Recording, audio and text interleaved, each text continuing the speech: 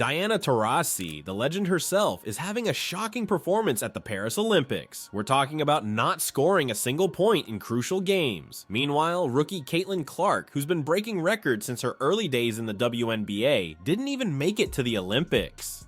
For Caitlin's fans, who were devastated by her exclusion from Team USA, seeing Diana underperform is making them furious. Taurasi, who's been a pillar of USA basketball for years, is having what might be her worst tournament ever. In 3 games, she played 35 minutes, and here are her stats: 2 points, 2 assists, 3 rebounds, and 5 fouls. That's it. That's the stat line for a player who should be leading the team to gold. But it gets worse.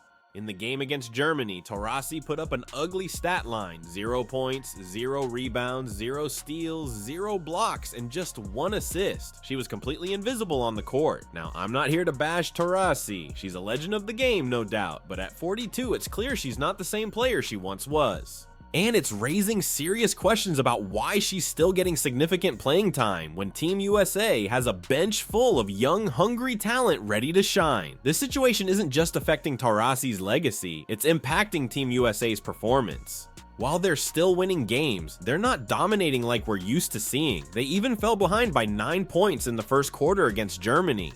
For a team that should be head and shoulders above the competition, that's a major red flag. And this brings us to Caitlin Clark's exclusion from Team USA. This decision has sparked a firestorm of controversy, and for good reason. Clark isn't just good, she's redefining what it means to be a rookie in the WNBA. Let's look at the numbers. Clark is averaging 17.1 points, 8.2 assists, and 5.8 rebounds per game. She's leading all rookies in scoring and is second in assists league-wide, but it's not just about the stats. Clark has an incredible ability to elevate her team's performance and create excitement whenever she steps on the court. The decision to leave Clark off the Olympic roster is being called one of the biggest blunders in women's basketball history.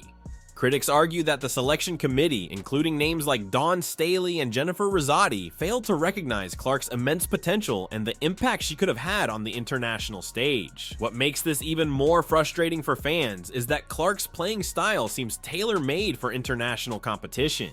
Her long-range shooting, court vision, and playmaking ability would have been invaluable assets for Team USA. Instead, we're left wondering what could have been. This isn't just about one player missing out on an opportunity. It's about potentially missing the chance to showcase the future of women's basketball on the world's biggest stage. Clark's presence could have drawn in new fans and increased interest in the women's game, much like players like Magic Johnson and Larry Bird revitalized interest in men's basketball during their era. The fan and media reaction to Clark's exclusion has been nothing short of explosive, but it's not just fans. Even sports analysts and former players are questioning the decision. One of the most vocal critics has been Lisa Bluder, Clark's college coach at Iowa. Bluder called the decision ridiculous and a missed opportunity for women's basketball.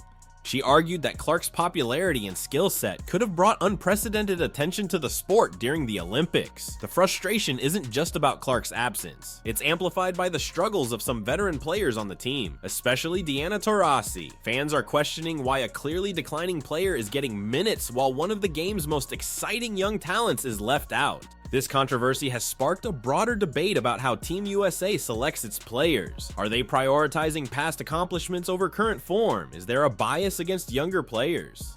Some have even suggested there might be personal or political reasons behind Clark's exclusion, though these claims are speculative.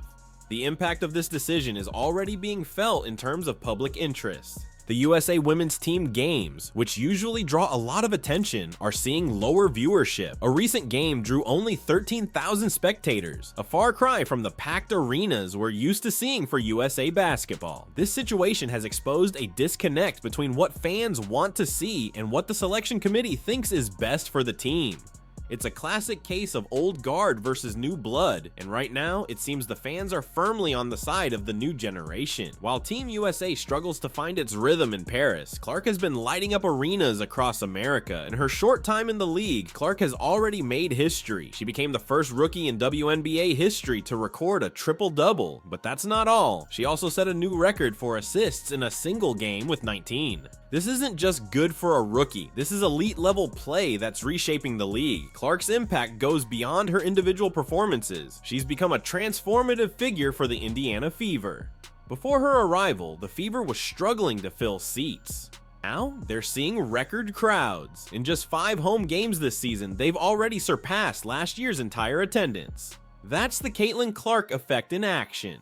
Her popularity isn't limited to Indiana. Wherever the Fever play, arenas are packed with fans eager to see Clark in action. We're talking about crowds of over 20,000 for regular season WNBA games, numbers that were almost unheard of before Clark's arrival. But perhaps the most impressive aspect of Clark's game is her ability to make her teammates better. Her court vision and passing ability have elevated everyone around her. Aaliyah Boston, another rookie on the Fever, has particularly benefited from Clark's presence, with the two forming a dynamic duo that's giving opponents nightmares. All of this begs the question, how much more exciting could Team USA have been with Clark on the roster? The energy and excitement she brings to every game is exactly what international competition craves. Now, let's talk about what we can expect from Caitlin Clark in the second half of the WNBA season. With the Olympic break giving her a much-needed rest, Clark is poised to come back even stronger. First, let's remember that Clark has been playing basketball non-stop for months. She took Iowa to the NCAA championship finals, went straight to the WNBA draft, and then started her rookie season. This Olympic break, while disappointing in terms of not being able to represent her country, might be a blessing in disguise for her personal development. During this break, Clark has had time to rest, recover, and work on specific aspects of her game. One area she might focus on is reducing turnovers. As a rookie who handles the ball frequently, she's had some issues with turnovers, which is normal, but something she'll want to improve on. We can also expect Clark to come back with even more determination. This motivation could translate into even more spectacular on-court performances. Looking at her trajectory so far, it's not unreasonable to expect Clark to make a run at the Rookie of the Year award. She's already one of the top contenders, but a strong second half could cement her claim to the title. But individual awards aside, what's really exciting is how Clark could elevate the Indiana Fever's team performance. The Fever has struggled in recent years, but with Clark at the helm, they have a real shot at making a playoff run. If she can lead this team to the postseason, it would be a remarkable achievement for a rookie. We should also keep an eye on Clark's three-point shooting. She was known for her long-range bombs in college, and as she gets more comfortable with the WNBA three-point line, we might see her unleash even more of those spectacular long-distance shots that fans love. There's also the question of Clark's long-term impact on the WNBA. The league has been growing steadily, but Clark has the potential to take it to new heights.